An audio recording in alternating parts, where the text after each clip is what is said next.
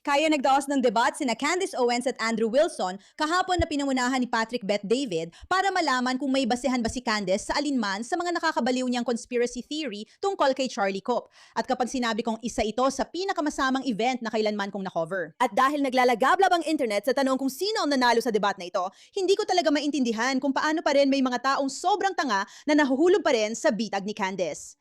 Ibig kong sabihin, labis akong naiinis. Naiinis akong aminin na sumasang-ayon ako kay Nick Fuentes, pero dito, sa puntong ito, tama talaga siya. Hindi talaga kapanapanood ang debat na yon. Ang talagang kapansin-pansin ay kung paano naging parang background character na lang si Charlie Kirk sa walang katapusang soap opera tungkol sa sarili niyang pagpaslang. Umiikot na ngayon ang kwento kay Candace Owens na isang matinding narcissist at sa mass psychosis na idinulot niya. At tama talaga siya dahil ang nakakagulat para sa akin tungkol sa lahat ng ito ay ginawa nila itong napakahabang usapan, itong mahabang debat.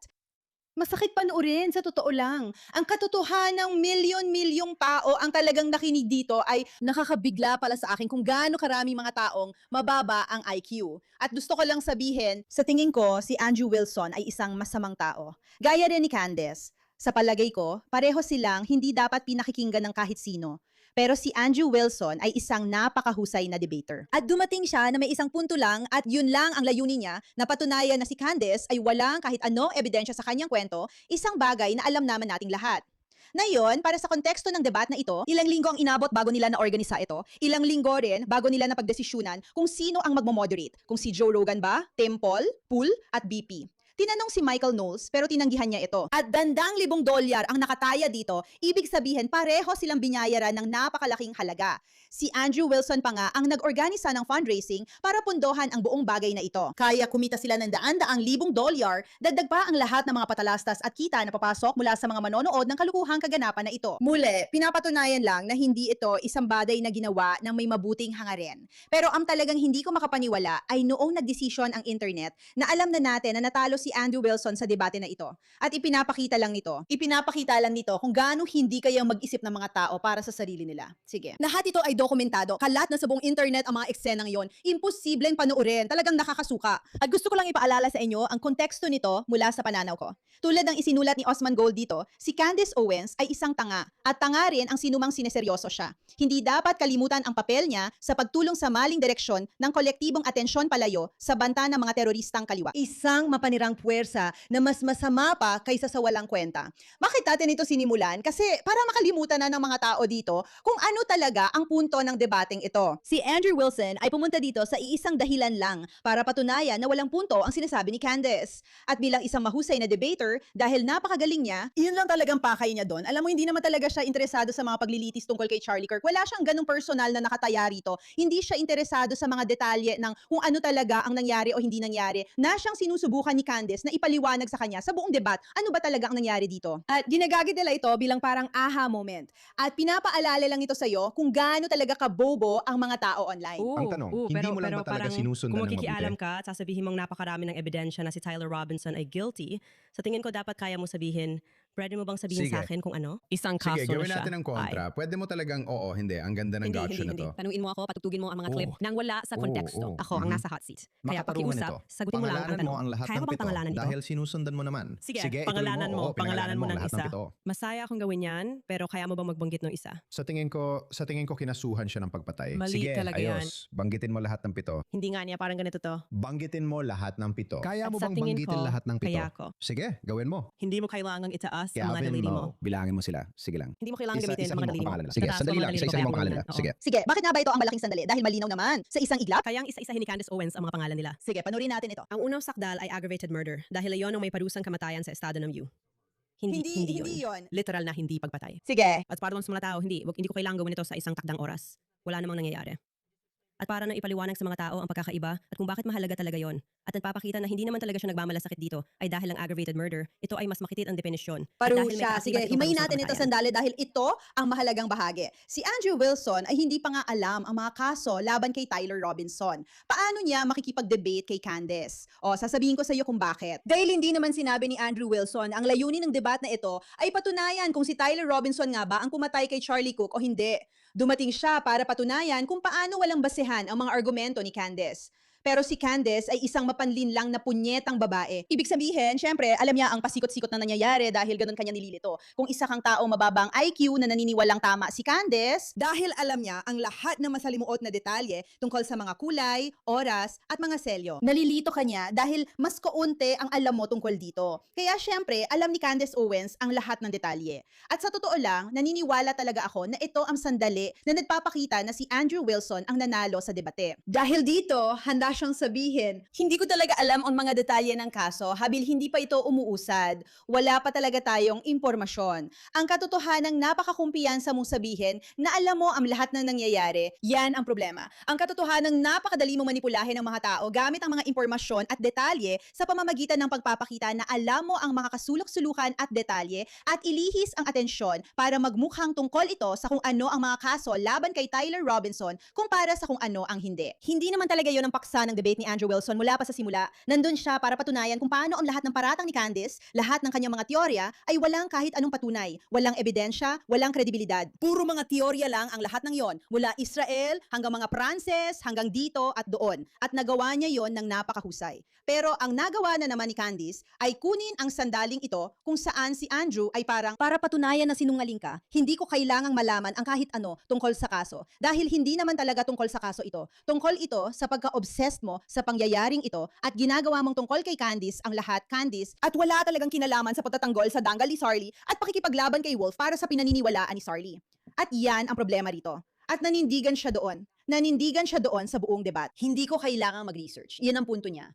At muli, baka nga isa iyong hangal na desisyon, pero hindi ako nandito para pagdebatehan ng kaso ni Tyler Robinson. Nandito ako para makipagdebate sa'yo at patunayan na wala kang ebidensya sa mga sinusubukan mong ipakita sa amin. At yan ang buong problema kay Candice dahil mula pa sa simula, parang may ebidensya siya. Yung katotohanan na ang dami niyang alam, na kaya niyang pangalanan ang 7 iba't ibang sakdal at kung ano-ano pa, pati mga oras, iyon ang dahilan kung bakit napapaniwala ang mga tao na, grabe, may alam talaga siya. Pero wala naman talagang laman o saysay ang lahat ng iyon. At hindi naman kailangan ni Andrew malaman ang laman para mapatunayan na wala talagang ebidensya si Candice. Ito na ang aha moment. Diba? Ito yung sandali na matatandaan mula sa buong debat. By the way, tungkol sa Unfuck America Tour, kung hindi nyo alam kung ano ito ang Democratic na katapat ng Turning Point USA. Pumupunta sila sa mga event ng Turning Point USA. Okay? Para pabagsakin kung sino man ang makakalaban nila sa debat. Para gumawa ng ingay, magprotesta, lumika ng gulo. Sila ay isang napakasamang grupo ng mga tao na halatang mga Democrat at sinusubukang sirain ang lahat ng pinaninindigan ng Turning Point USA. Kaya napaka-ironic talaga na ang nag-iisang video clip na nakita ko tungkol dito na may pinakamaraming views, 2.7 milyon, ay galing sa UN Unfuck America Tour, ang grupong Democratic laban sa Turning Point USA, laban sa lahat ng pinaninindigan ni Charlie Kirk. Ito ang sandaling matatandaan sila sa buong debat. Si Andrew Wilson ang napiling magbanggit ng isang paratang laban kay Tyler Robinson at hindi niya nagawa. Nagsimulang malito si Andrew habang si Candice Owens ay nagsimulang isa-isahin ang lahat ng 7 paratang mula sa kanyang alaala. Pagkatapos, inakusahan ni Andrew si Candice na palihim na tumanggap ng mga sagot sa pamamagitan ng text message. Ngunit kinumpirma ng isang moderator ng PPD na wala siyang natanggap na mensahe. Sige, talagang natalo si Andrew sa palitang ito. Ito ang clip na matagal siyang mumultuhin. At hindi ako sang-ayon dahil alam ng sinumang sanay sa pakikipag-debate na kung nakikipag-debate ka laban sa isang narsisista na ginugol ang mga nakaraang buwan o halos isang taon. Sa puntong ito, nag-ipon ng napakaraming detalyeng magulo para lituhin ang kanyang mga tagapanood at panatilihin silang interesado. At alam ng sinumang nanonood na iyon ang pangunahing taktika niya. Ang mahalaga ay hingin sa kanya ang tunay na laman ng usapan. At pagdating sa tunay na laman, malinaw na si Candice Owens ay walang maibibigay na anuman. Gusto ko lang direktang itanong sa'yo ay, naniniwala ka ba talaga na sinuman sa TPUSA o si Erica Kirk o si Erica ay aktwal na lumahok, may alam na mangyayari, o tumulong sa pagpatay kay Charlie Kirk? Hindi ko ilalagay ang sarili ko sa legal na gulo dito. Lahat ng sinabi Diyos ko ko. ay nasa aking cast sa tingin ko. Ako, hey. Kung sinasabi mong malinaw na, Erica, o TPO, USA ang may gawa, hulaan mo kung ano. Hindi sasabihin ni Candice. Makikita ko silang lahat. Kaya maaaring hindi niya alam o duwag siya at kailangan mo ng mas mahusay na tagapagtanggol. Kaya, para sa lahat ng tao dyan na may YouTube. Maga Channel at Kaya gumawa siya ng buong serye na tinawag na Bride of Charlie, tama? Inaatake nito si Erica Cook at pinapatunayan kung gaano siya kasama na tao. Nang tinanong siya dito sa debat, sabi niya, hindi ko pwede ilagay ang sarili ko sa legal na gulo. Hindi ako magsasalita tungkol dyan. At yon ang sinusubukang patunayan ni Andrew Wilson simula pa noon.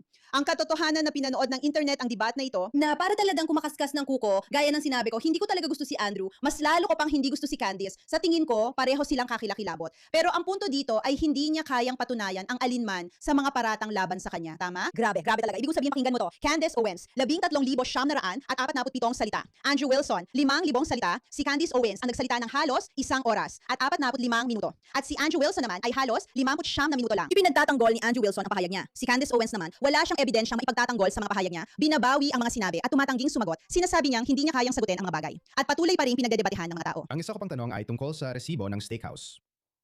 Sabi mo nga natapos ka na sa lahat ng tanong mo? Oo. Oh, meron ka ba ng Hindi ko na resibo kailangan ng gawin steakhouse? Ang tanong ko, Paulit-ulit ko na sinabi na hindi ko kailanman sinabi na hawak ko ang resibo mula sa steakhouse. Ang sinabi ko, yung taong nagtatrabaho sa kwentong yon ang siyang maglalabas ng resibo. At iyon ang tinutugunan ko.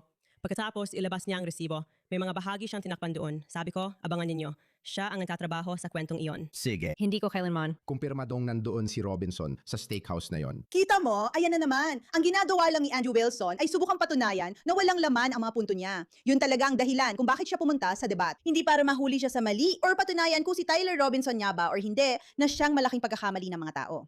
Madalas itong gawin ng mga tao kapag pinapanood nila ito. At ganito, nahahatak ni Candice ang mga tao. Naniniwala sila na dahil sobrang kumpiyansa at parang ang dami niyang alam, tama siya. Pero hindi talaga yun ang nangyayari. Hindi niya kayang patunayan ang mga sinasabi niya gamit ang konkretong ebidensya kahit kailan. At dito, yun lang naman ang ginagawa niya. Paulit-ulit niya itong napatunayan. Pero sa isang pagkakataon na parang nahuli siya ni Candice sa isang gotcha moment, pinaniwalaan agad ng internet na ebidensya na yon. Hindi ang totoo, patunay lang ito kung gaano kakumpiyansa si Andrew Wilson na sinungaling siya dahil hindi niya kailanman, hindi siya pupunta sa isang debat tungkol kay Tyler Robinson na hindi alam ang mga bagay na yon. Napakadali lang sana para sa kanya na mag-research at tandaan yon. Pero hindi man lang sulit sa oras niya dahil hindi naman ito tanong tungkol sa totoong pagpatay. Tanong ito kung may anumang autoridad si Candice sa ginagawa niya. At ipapaalala ko sa'yo, ang sinabi ni Nick Fuentes, ang talagang kapansin-pansin ay kung paano naging background character si Charlie Kirk sa walang katapusang soap opera tungkol sa sarili niyang pagpatay. Umikot na ngayon ang kwento sa grabing narcissistang si Candice Owens at ang mass psychosis na idinulot niya. Laging tukol ito kay Candice. At wala itong kinalaman sa pagpatay. Gaya ng sinabi ko kanina sa pag-uusap na ito, nakausap ko ang may-ari noong inilabas ko ang balitang yon. Sa tingin ko, nung Enero pa yon. Nakausap ko ang may-ari, naintindihan ko ang nangyari at na may resibo. Ayan lang, hanggang doon lang ang ibinahagi ko kung ano ang nangyari. Wala, literal na wala talaga yon. At interesado akong malaman kung anong sasabihin ni Andrew Wilson. Sige, basahin natin ang chat niya sandali. Sa tingin ko, sangkot ang brown shot Israel sa pagpasok kay Charlie Kirk. At ilalabas ko yan ng buong kumpiyansa. Oo, pagkakasangkot. Naiintindihan ko. Ooh. Kaya iniisip mo. Tandaan mo lang kung gaano kaloko ang mga pahayag na yon. Pinapapahabol lang nila ang mga tao sa wala namang ebidensya. Pero sinasabi niya ito ng may kumpiyansa. Hindi ko alam pero alam ko. Ikaw na may buong kumpiyansa, iniisip mo Oo, na ang iniisip ko na Francia kasali ang as Israel. Israel. Oo, ang ibig ko sabihin yung taong nagbigay sa akin ng impormasyon na yon na nireport ko, sinabi na ang French Foreign Legion ay nandoon mismo nung araw na yon. Mula ito ay magiging isang professional na limitasyon para sa akin na imbestigahan pa ang impormasyong iyon na ibinigay ko. Hindi ko magagawa. Pero wala Hindi kang ako ang anumang gobyerno positive ng Estados evidence. Unidos. Ebidensya Sige. tungkol dun, tama ba? Pwede mo bang itigil na? Nakakainis na talaga marinig na paulit-ulit mong sinasabi ang positive evidence. Tinanong mo lang naman ako kung anong iniisip ko. Sinasabi ko na nga, oo, sa tingin ko kasali sila. Hindi, ang sabi ko, ito ang May iniisip ko. karapatan akong tanungin ka tungkol sa iyong pahayag. Pero at sinabi kung ko may na sa positive pahayag na ito, evidence sinabi para ko sa iyong talaga na pahayag. sa tingin ko at may karapatan akong mag-isip at Oo, paulit-ulit may mong karapatan sinasabi kang kung may mag-isip, pero positive gumagawa ka evidence ng isang ako. pahayag. ng positibong ebidensya Sangayon ako. na May iniisip karapatan kong kang oo. mag-isip. Wala Sige. naman. Pero Pero kinukwestiyon niya tingnan mo, kung ito oo ang o kanyang hindi. kakayahan. Una sa lahat, kung gaano siya kakumpiyansa. At yung paghahambing kay Andrew na inaalog-alog lang ang binti niya at parang naiirita samantalang siya ay parang tumigil ka na lang. Iniinis mo ako. Yung naiinis mo ako ay yung klase ng bagay na sinasabi ng mga tao hindi mababa ang IQ. Na kayang lampasan yon at may kakayahan na himayin ang mga argumento at sasabihin nila, wow, tama siguro si Candace dito. Pero sinasabi niya sa kanya na, ikaw ang naglabas ng isyung ito. Sabi niya, oo, may karapatan akong isipin ang gusto kong isipin. At sinusubukan niyang patunayan. Alam naming may karapatan kang isipin ang gusto mong isipin, pero nagpapanggap kang ang iniisip mo ay nakabase sa ebidensya at nadudulot ka ng napakalaking pinsala. At sabi niya, hindi, pero may karapatan akong mag-isip. Pinaglalaruan niya ang mga salita. Hinuhuli niya ang mga tao sa maliliit na pahayag na nabibitawan nila. Sabi niya, oo, naniniwala talaga akong may karapatan akong mag-isip. May Parang karapatan ikaw ng isang ako. tao Pero na mag-isip. ikaw, Ang ano ba talaga ang tinatanong ko issue ay mo? kung Anong may issue mo sa positibong pahayag na ebidensya sa ka. tingin ko? na ang Israel. Oh, Ay, kasali. Oo, kasali sila. tulad ng sinabi mo, sabi mo. Good Oh, noon. sinabi ko nga. Buong kumpiyansa. Isipin mong Na kung hindi may ko buong. napansin. Pwede May ka bang buong magkaroon ng kumpiyansa. kumpiyansa kapag nag-iisip ka? Pero kung sinabi ko halimbawa, sa tingin ko malalate ako sa trabaho, di ba? Nang may buong kumpiyansa, sasabihin ko na ang ebidensya ko dyan ay 20 minuto pa ang layo ko at kailangan ko nang makarating sa loob ng 5. Andrew. Ganun mo May malalaman sasabihin kung may ako buong sa'yo. kumpiyansa Sandali ka lang, o wala, sandali lang. kapatid ko. Hayaan mo muna ako matapos. Matapos.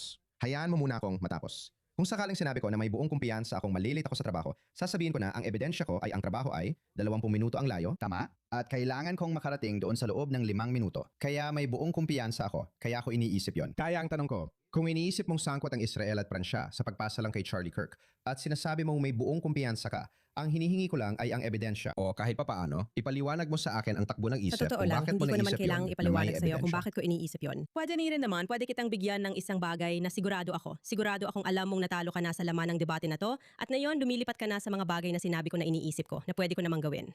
May karapatan Mahalaga akong ang mga mag-isip ng yon sa ganon, debate alam mo na to. yon. Gusto bang ipaalala sa kanya kung ano talaga ang mga pahayag natin sa debat na to? At gusto mo bang ipaalala na Sinabi mo. sinabi mong pwede ako magtanong? Sabi ko, huwag Itanong kang mo sa akin mag-atubiling ang gawin mga pero bagay hindi mo na ito ginawa. hanggat gusto Hindi mo. mo pwedeng diktahan kung paano ako papayagan na. O tanungin Hindi ko ako. Ako, bakit ka Hindi ko pinapayagang? papayagang magtrabaho. Nakikita mo ba kung paano niya tinutuligsa ang paraan niya ng paggawa ng mga bagay, imbes na sagutin lang ang totoong tanong? Dito siya talagang magaling. Ibig kong sabihin, si Jeremy Boring ay may mga opinyon tungkol dito. Tingnan natin kung anong sasabihin niya. Nung nakaraang linggo, nagsimula ng negosasyon sina Candace Owens at ang right-wing na komentarista na si Andrew Wilson para sa isang posibleng debate tungkol sa, at sinabi nilang walang personal na atake at walang ad hominem.